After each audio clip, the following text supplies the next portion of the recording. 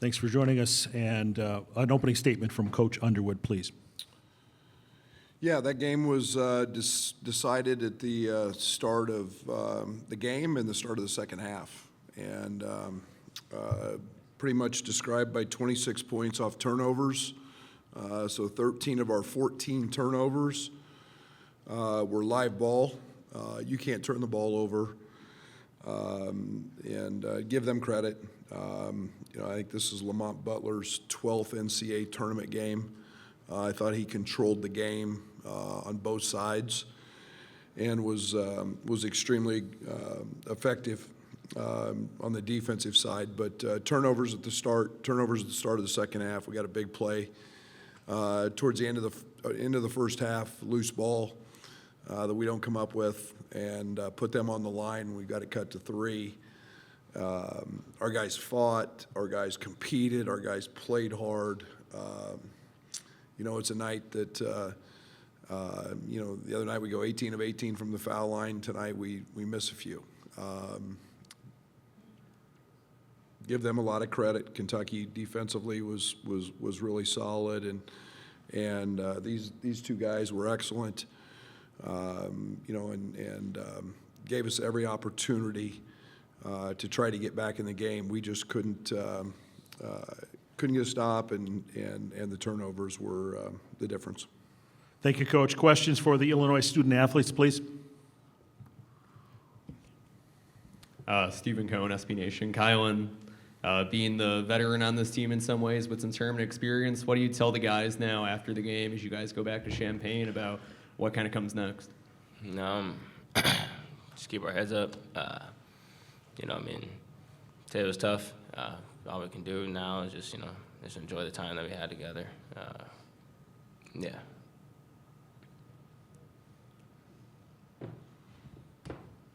Steve McGargy, Associated Press. For either of you, just what was Kentucky's defense doing that was kind of bothering y'all, throwing you off balance there in the first 5-10 minutes of the game? I'd say they were just really, really, really intense from the jump. In our stuff, they're making stuff uncomfortable for us. Coach has been saying it, shocking your central nervous system. I think they did a good job with icing the ball screen, and that kind of riled us in the beginning. But still, at the end of the day, we can't turn the ball over that much. Questions for the student-athletes?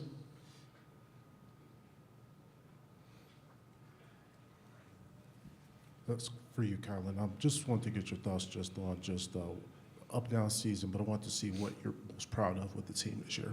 I think just persevering through everything throughout the year. We're really, really young. We had a lot of forks in the road for all of us, individually and as a team, but at the end of the day, I feel like for how young we were, we persevered,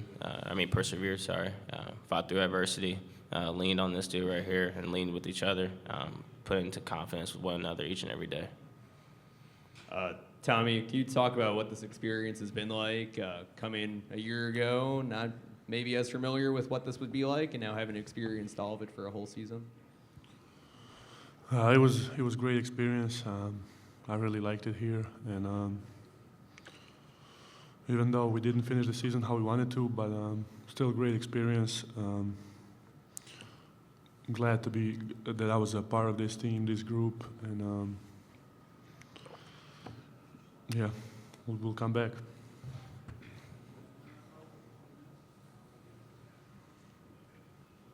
For both you guys, Derek Piper, 24/7 Sports. I know I hit on it with both you guys in the locker room, but if you do get a good chunk of this roster back, what can this experience in the tournament and the season as a whole mean for you guys going forward?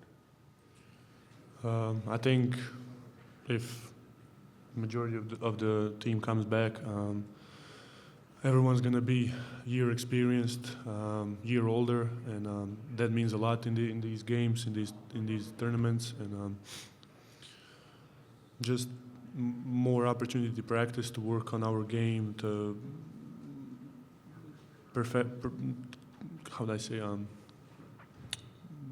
do our offense more detailed, defense, and everything, and just be better. We'll let these guys go. Thank you very much. Appreciate it. Questions for Coach Underwood, please? Coach, Doug Bouchon, Rivals.com. Coach, Can you reflect a little bit on how this team was constructed, really beginning this time last year, last spring, and then does it now become about trying to hold a majority of the group together? It's always about that. Unfortunately, we don't have a lot of control over that. I think the one thing we knew last year was we were very old. I think there's a balance, in terms of age and experience and youth and trying to figure that out. I thought we had a group that was, I enjoyed coaching, a group that was fun to coach, a group that loved to play. We set out with positional size, shooting. I think that, we knew that we were going to rely on some young guys. And then we were going to lean heavily on Kylan and Trey White and Ben as guys who were veterans, even though they were new in our system, but a little older. Those guys were exceptional. At the end of the day, we were a very, very young team. One of the youngest in the tournament, and you get a bunch of guys playing in their first or second or third NCAA tournament game, and against a guy like Lamont Butler who's got 13. Or 12, I love this team. I told them in the locker room post game, I had as much fun coaching this team as I've had any team. Their ceiling was high. It was a hard year because of all the adversity we went through, but it's not gonna dampen my belief in what this team could achieve. And we got stunted a little bit with all the sickness and injuries, but man, it was a blast. It was really fun to coach this group. Brad, Kentucky scored on, I think, 14 of their first 17 possessions in the second half. What happened there? Turnovers. We opened the half and turnovers. I mean, we got the game in a great place, and it was just called the quick timeout. I felt like Kentucky would always let us back in the game. It's what they do. I felt like we had ample opportunities, so I didn't want to burn all my timeouts. You want to save them, towards the end. But again, you can't give a team 26 points off turnovers. They turned it over 5, and you just can't do that in this type of game and expect to win. Coach, you talked last week in Indianapolis. You love seeing the emotion of guys when it's all over. You talked about that with Sanford after the Iowa game. Will Riley, you needed to be consoled after the game. Mark Pope went up to him, some of the guys on your bench. Can you just talk about have the emotion that guys do feel in this moment and what that makes you feel as well? Yeah, something comes to an end. And when you're invested in it, and our whole locker room was that way. You got guys that you got coaches. I got the best staff in the country. We got coaches crying. Something comes to an end. You realize we spend way more time with them than we do our families, and so you build a bond, you build a connection. We're a family. Those guys. And every player that's ever played for me is part of our family. They've got my number. They can call me now. They can call me 20 years from now. I coach one of my former players' sons. That's what this thing's about. You guys make it about all the wins and losses. 25 years from now, some of those kids, I hope I'm still alive, are going to pick up the phone and call me and need me. And I am there for them. And that's what the relationships, and that's why it hurts. And that's... I couldn't be happier to see that, because that means I know I've connected in the right way with a group of guys that I loved coaching and feel great about giving my time and my energy and my focus to them to help them try to achieve something. To me, that's what this is all about. And unfortunately, we came out on the wrong side today, but man, I'll have nothing but positive things about this season and this group of guys, and that's part of it. Brad, you mentioned the shooting with respect to your roster construction, and I know that all season you kept thinking the shooting was going to come along, but never really did from distance. Any thoughts now the season's over about what was the struggle with shooting? I'll figure that out later. I don't know, because if you ever watched us in pregame warm-ups, We didn't miss. Shooting was come and go. I think, some of the challenges midseason were, newness and freshmen and early, and then midseason without Tommy. There's a different aspect of him on the court, but we'll figure that out and try to get it solved.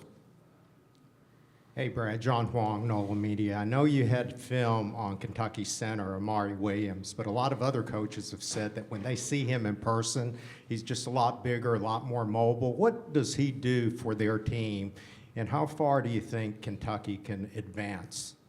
Oh, I think as far as Lamont wants to take him, I think they're really good. I think they're old, they're experienced. I think Lamont gives them leadership. I think he's very good. We saw Amari as a freshman, when he was at LaSalle. So there wasn't any shock there. He's just 5 years older and more mature, but he's got great length and size. He's a very unselfish player, willing passer. So he allows Brea and Ortega and those guys to cut and move, and he affects the game. He impacts it. There's no doubt. Very good player, and I think they can beat anybody. Brad, Sam Bander, Sporting News. Just one for me over here. Just curious. Obviously, his season ended a little bit shorter than what you wanted. You obviously made it to the Elite Eight last year. Can you just kind of talk about the evolution of the last few years and where do you kind of see this team heading with roster construction kind of being a little bit different next season and moving forward? Yeah, let me say this when it comes to teams. I came here to win a national championship, okay? And I think the one thing that will never change with me is that, okay? We're trying to do that. But to do that, you have to have a great program. And I count COVID, unlike all of everybody else who doesn't, because we got a banner that should be hanging in our gym that we got screwed out of in that deal. And then we've got 6 straight NCAA tournaments. To me, that's about building a program of consistency, of culture. And I think the one thing that I take my work ethic is to build a great program and to just keep getting here. Gives you a chance. And are we disappointed? Absolutely, because my goal is nothing more than win a championship. If you hear me ever say anything like that, other than that, then it's probably time for me to hang it up. But our program is in great shape. We've got great leadership. We've got great facilities. We've got the ability to keep getting players. We sell out every night. We've got the best fan base out there. We came up short today, but we'll be back. We're not going anywhere. These three here, and then we'll wrap it up. Go ahead. Derek Piper, 24/7 Sports. Brad, what is your hope as far as a carryover from this experience for the guys that could come back? Obviously, KJ and Will have decisions to make, and everybody does nowadays. But just ideally, what do you hope that this will then propel itself into? Yeah, Experience, carryover. It's one of the challenges of getting older, is having carryover in your program. That's. The young man from Iowa, he spent 4 years there. I hope that that's the case with certain guys. I think, we'll have conversations with guys and see where it's at. It's a complicated process in today's world. The portal opens tomorrow, a lot of rest. And, and then you've got guys that are good enough for the NBA, and they'll have decisions to make. And, it's a never-ending process. We've been making calls and checking the portal on a daily basis since we've been here. So, for the grads, but we'll hope there's a nice group back and we can build on this and try to win a national championship. 2 more. Go ahead. Brian T., Chicago State of Mind. Brad, you talked about the adversity of the season. Just wanted to get your thoughts on just looking back at the season as a whole. What's been the thing that's made you the most proud? Yeah, they never quit. We hit some speed bumps now, and if you've got a little bit of a shaky locker room with character, we could have gone south pretty easy. And my 38 years, I haven't seen anything like I saw this year. I hope I don't see it for another 38 because it was challenging. Just the ability to practice some days. They hung in, man. This group, that's why I love them. This group will always have a special place in my heart because of their resilience, their toughness, their love for the game. I keep saying that all the time. This group loves to play basketball, and they're all good friends, and that's fun to be a part of. Last one. Paul Banks, The Sportsmaker, USA Today. Brad, you just made it very clear what the standard is, or at least the goal, national championship. Now, some of the fans may, they look at where this program was before you took it over and how you elevated it. And there could be people who follow this program who don't have that same standard. Like, what would be your message to them to make them believe that, national championship should be, the goal? Well, if they haven't heard me say that before, then they're probably not our fans, because I've said it since the day I got here, my introductory press conference, and I'm going to keep saying that. And I think we've built something that is can stand the test of time. I think our program, our fans. I've said it a lot, so if they're not on board now, then they're I don't know, they're somebody else's fans. They're not ours, but. We're playing a national schedule every year. We're competing at the highest levels. We're producing really good players who are really good people. I think there's a lot that our fans can be really, really proud of. And we're going to come back next year with a group of guys that we're going to have the same goals and ambitions. Thank you, Coach. Appreciate it. Thank you.